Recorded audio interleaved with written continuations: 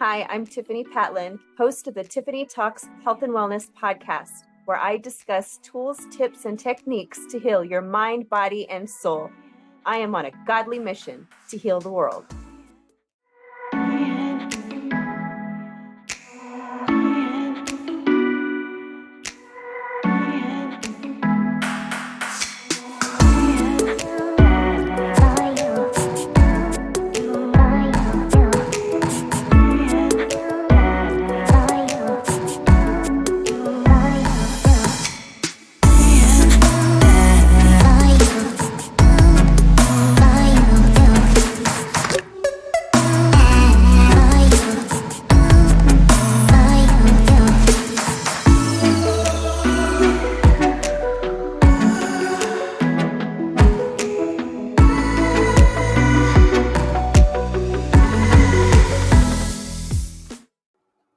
Hey, everybody. Thanks for joining me today for this amazing episode. This is something that recently happened, so I really wanted to share my most recent experience, and which, ties into the topic of the benefits to finding the root cause of your trauma. So I have always had this issue, if you will, with calling people on the phone. It's weird. It got to the point where if somebody would call me, I wouldn't want to answer the phone because I would get weirded out, or I could never really figure it out, like what it was. People that I love and care about, they would just pop into my head, but I wouldn't take the action of actually calling them. And I never understood why, but this has gone on for years. I think the last time that I can remember actually being okay to talk on the phone with somebody was when I was really little, like 10 years and younger. My best friend, Jessica, of all time, I'm 40 years old now, and we were friends at 10. So our friendship is 30 years strong, and it's just gotten stronger. She's absolutely amazing. I love her. And so she was the only one that I really recall, and maybe some other girls from that time. But so all of that there, just to give you some backstory about what it was like. And, now I'm married. And even when I would notice, like, my husband would like make a phone call and just be sitting over there on the couch or what have you, talking to a friend. And I remember almost like, I guess, feeling disgusted, but not to that degree, kind of just like, ew, like, why does he do that? Like, oh my gosh. Like I genuinely had that thought, that attitude. Could never figure out why. Just could never figure out why.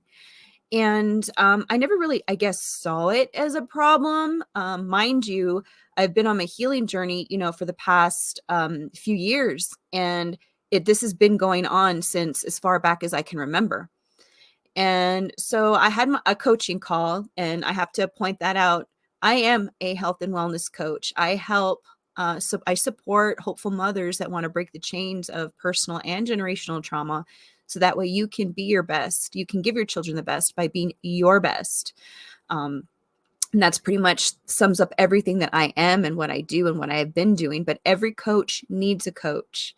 So it's like, even though there's things that I know and I can help other people with, sometimes it's a little hard to identify those things in yourself. So to have somebody else that you love and trust, that knows and has been there, that can help you mirror things back to you, that can help you identify things, is so helpful. So I had a meeting with my coach yesterday, and we're talking about, energy and how you show up, from my podcast interviews to just, showing up on a live video, just showing up. And that was great. And then it got to the point where we were talking about how I connect with people. And she's like, how do you connect with people? And I'm like thinking to myself, like, I had to think for a minute. I'm like, how do I connect with people? I connect with people on social media. I connect with people through this podcast. I connect with people at my church when I go on Sundays. When they have a training, like I went to trainings the past 2 Tuesdays for the ministry team. And this is important because I have something to share about this. It all ties in. So I connect with people, but I don't call them. And that was something that was very telling. Why don't I call them? So in this coaching call, I was not able to identify the root cause, but yet I was still able to shift my mindset. And what my coach said to me was, she said, every single time you have a thought about somebody, it could very well be because that person needs to hear from me. Now, naturally, I am a very loving, giving person. I love to encourage other people. I love to celebrate other people. And I think that just comes from me naturally. But I think I'm like that even more so than like the next person, because I didn't grow up, I wasn't raised being praised. So I understand how important it is to have that. And it doesn't matter how old you are. We all need that. We all need somebody who appreciates us, who tells us verbally, there's power in our words. The Bible says that we can either speak life or death with our tongue. And, when we don't say anything, it's almost just as hurtful. It's like, if you don't hear that, it's like, am I doing a good job? Like, it would have been nice to feel appreciated, to get a simple thank you, just for somebody to reach out and say, I appreciate you. You're doing a great job, just things like that. So every time I would have a thought, I'm like almost, I forget how she worded it, but it was basically that every time I have a thought about somebody, I'm almost like blocking a blessing that they may potentially need in that moment. And ooh, boy, that cut me like a knife. I was crying. I broke down. I was like, oh my gosh, because I love people. I love helping people. I love serving people. That's everything that I am. And it really upset me to think that I was doing that unintentionally. I didn't realize I was doing that all these years. And I've gone through healing, but that doesn't mean that there's still more yet to come. And this is very telling, so we're never done healing. There's always something new. And when you think that there isn't, there is. There really is. So I was just blown away by this. And prior to that, she had actually asked me a question as to how do I think it would make other people feel, like, or what the thoughts were. And I thought, wow, I feel like it makes me a bad friend because I don't reach out to people to see how they're doing, or to tell them I love them or that I miss them. I have very, very seldomly, but there has to be like a specific reason, like a very, very specific reason that I'll do it. And so when I learned that, I broke my heart. I was so upset. I was like, I can't believe I've been doing this to people I actually love and care about. Because in person, when I meet these people in person, I'm all hugging them and I'm just like staring at them and wanting to hear their every thought and every word and just conversate. Let's go do something. Let's go eat. Let's go this. Let's go like, what do you want to do? Like, I just want to spend so much time with these people, right? And but I don't do it when we're not in person. It's like, if we're not in person, then I don't get to spend time with them. And that's not true. Like, I don't have to do that. So I found that very, very, very, very interesting. So the cool thing I took away from that coaching call was, now that I know, and I say this all the time, know better, do better. It sucked. I'm not going to lie. It sucked to realize that about myself. But I think what's important with healing is that when you realize something about yourself, the emotion's going to come. For me, the emotion came. It hurt my heart. I didn't realize I was doing that. I cried. I allowed myself to feel that emotion. Okay, done with that. I felt the emotion. Time to move on. I think a lot of times we tend to get stuck in that emotion, and we can allow it, if we're not careful, we can allow that emotion to be very heavy within us, and it weighs us down. That used to happen a lot to me in the past. And so it's very important to be mindful of that. So allow yourself to feel and there's no specific time frame. It's whatever works for you. You allow yourself to feel, get it all out. And there's different ways to do that. There's a lot of healing in crying. We were made to heal. If people tell you that crying is weak, they simply do not understand the power of crying. As human beings, that's how we were designed. We were designed to cry. It's a natural pain reliever. So allow yourself to cry. It's a pain reliever. And I did that. And then I was like, okay, know better, do better. It ends today. I made that decision. I made that choice. And I said, it ends today. I will not be that person anymore. I'm done with that. So that was enough for me to shift my mindset. And I felt really, really good about it. And I was so grateful.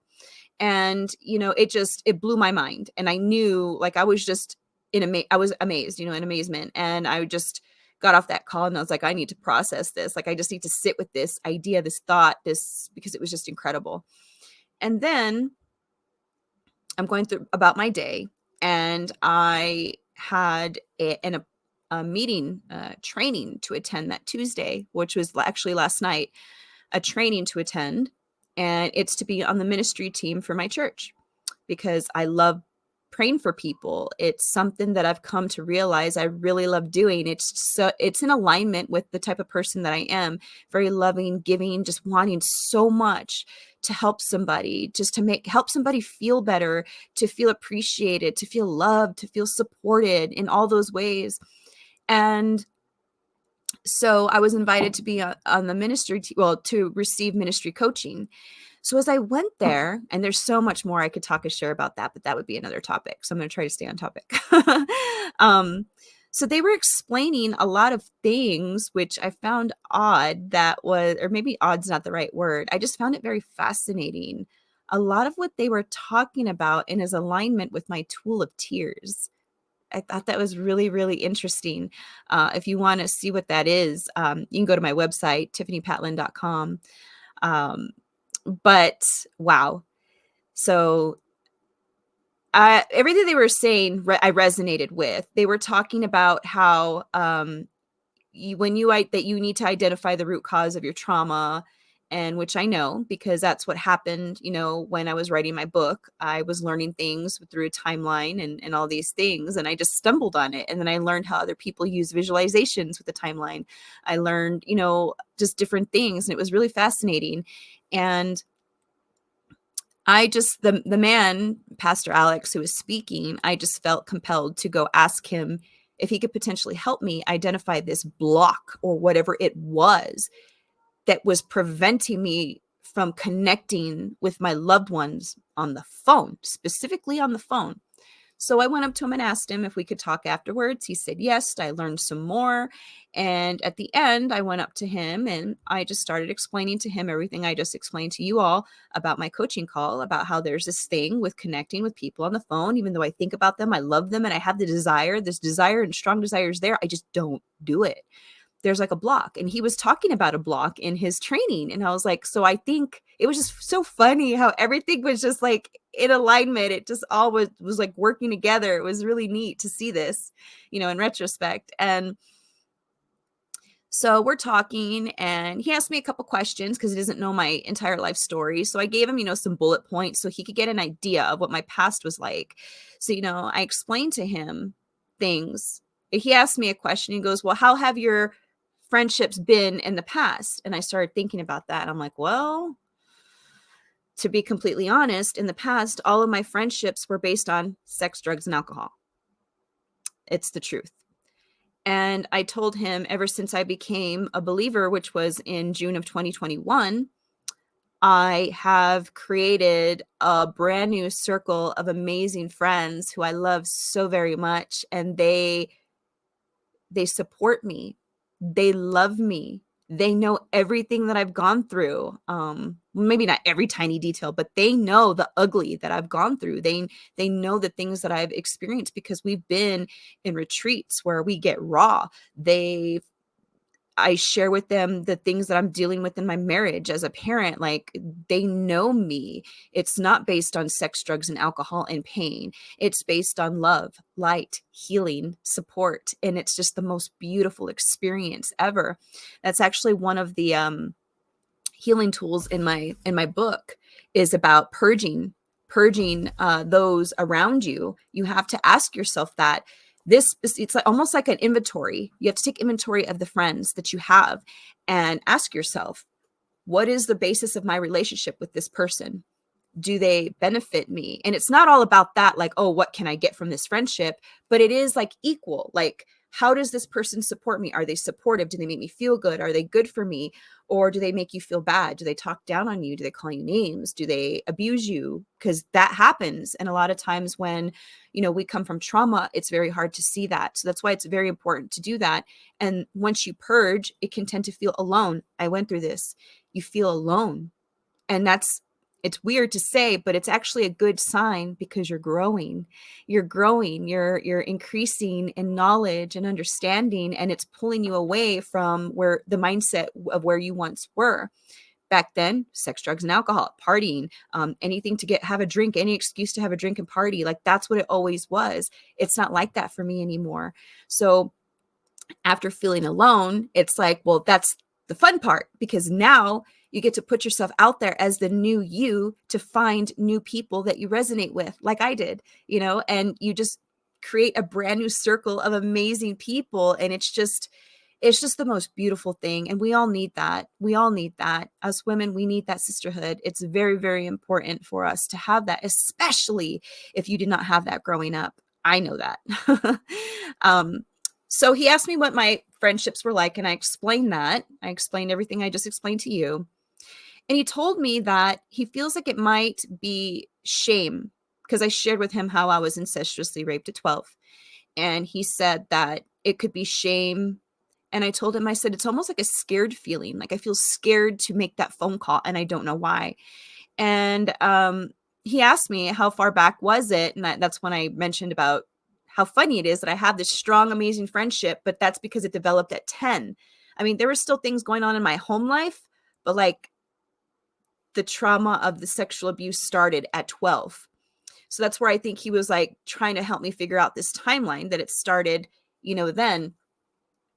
And we're just sitting there like trying to think. And I was like, and he said that there was a fear of connection. And I'm like, but why is it that I can easily open up and become vulnerable with these people in person, but not on the phone? There's something to do with the phone. And I could not wrap my head around it. And he's like, that is interesting. So we're just sitting there, trying to figure it out. Right. And I thought he was going to pray for me to help me figure it out, because there's a way to do that, where you can ask the Holy Spirit, you could pray to God, and a word will be revealed to you, which is something that they were training us on, which is just absolutely incredible. And what happened after that? Oh, okay. So this is the good part. I mean, it's all good, but I kid you not.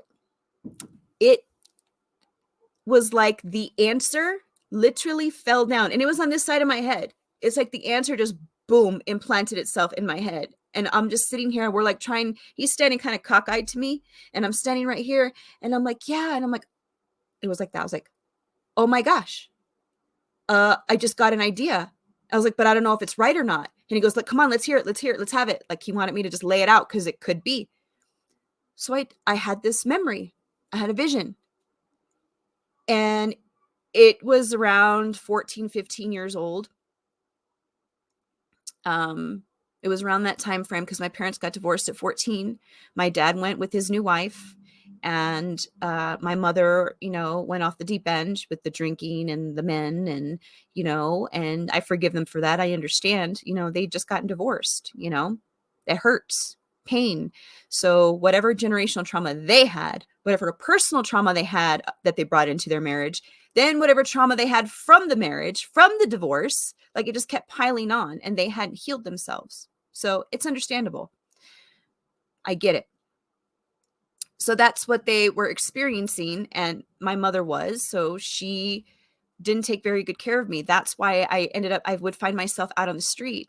I didn't always know how to get in touch with them. Or if I did, then, nobody would answer the phone, or, oh, I'm sorry, well, I don't have a car to pick you up. My mom would say things like that. And so she wasn't there for me. Nobody was there for me the way that I needed. I wasn't protected, because if I was, half the things that I've experienced wouldn't have happened to me, maybe even more than half, So I would call my mom wherever I was at. And if I called her, if I actually had the ability to call my mother, mind you, they didn't have cell phones like this back then. They had flip phones. Or pagers were all the rage back then, and I didn't have all that. I didn't have a job. I didn't have that. I had jobs randomly, I started working at 14 years old with a working permit, because you had to pay $1 for that. And I was able to afford that. I've had $1 saved, and, You know what I mean? But like I didn't have a steady income. I wasn't able to make any type of monthly payment, nothing like that. And so the times that I was able to make a phone call were important. And when I would reach out to my mother and call her, and I don't have specifics in my head, but I know that it was either for help, like, hey, like, where are you? You know, kind of like, hey, where are you? Can you come take care of me? Kind of thing. Where's my mom? Like, hey, what are you doing? Like, hey, I'm hungry, or, you know, this or that, you know, just trying to find my mom to take care of me. And I would be on the phone with her, talking to her, right? Now, for her, she would be sitting there like this on the phone, talking to other people. Oh, yeah, yeah, that's so funny. Da, da, da, huh? Oh, yeah. Like she would be doing that. And I'm over here on the phone, like, hello, hello. Like, can you just pay attention to me for 1 minute? Like, and that's what it was. So I don't know if you're able to connect the dots, but I started crying. I started crying when I realized that. That's how I knew that that was the root. That was the root. That's when it started. Around 14, 15 years old, maybe even 16, but you know, it was generally around that time frame. Maybe 15, not 14, 14, 15, what have you. That narrowing down the specific date and time doesn't really matter as long as you know the experience. It's where did the trauma come from? It came from that experience. So somewhere in my mind, I developed a fear because remember, I was sharing with him that I almost feel scared. That's what it was. It's almost like I developed a fear. I'm afraid. Let me be mindful of my words. I was afraid that if I were to call somebody that I love and care about, that they won't pay attention to me. I'll be bothering them. I'm not important enough for them to take my phone call. Maybe there is a fear of rejection there. Just not being important enough, just not being worthy of having attention, something like that. So, you know, again, I experienced that emotion. I cried, I let it out. And he even, you know, told me, you know, breathe it in and breathe it out. And what I do visually is when I inhale, I imagine that as I inhale, I imagine that my body is collecting all of the hurt, all of the pain, all of the words, all of the ugliness, pretty much everything. I'm inhaling, collecting it all. And as I exhale, I'm literally breathing it out of my body. And I'll do it a couple times. You do it however many times that you need that it feels good to you. It doesn't hurt to do it more than once. Make sure you got it all out. And so he helped me do that. And then he prayed for me and I'm just crying and I repented. So when those who are believers, when you repent, you're basically apologizing, but also in that it's not just an apology. It's also agreeing to renew your mind, to have when you renew your mind, what naturally comes from that is new actions, new behaviors. And so I repented for coming into agreement with the lies of my circumstances. And, you know, that's part of my tool of tears is that that traumatic event happened to me. And to most people, you're like, how was that traumatic?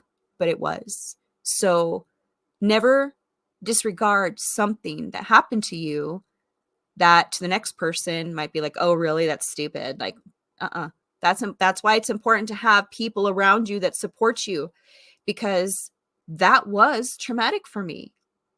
It was. It hit me and it hurt me hard because my mother wasn't there for me and she couldn't even be there for me on the phone. So this is very, very important. So I developed lies of that circumstance, that experience, that I'm not good enough, I'm unimportant, you know, if I call anybody, they're not going to be there for me. Like all these lies. So those were buried in my subconscious and they affected how I connected with those that I loved ever since then. What is that? 25 years? Now just think, What is something traumatic that happened to you that you have not even identified yet? And you have those lies that you took on as truth that are floating around in your subconscious mind, which are producing actions. So there could be something that you do that you've been doing for years and you don't even know.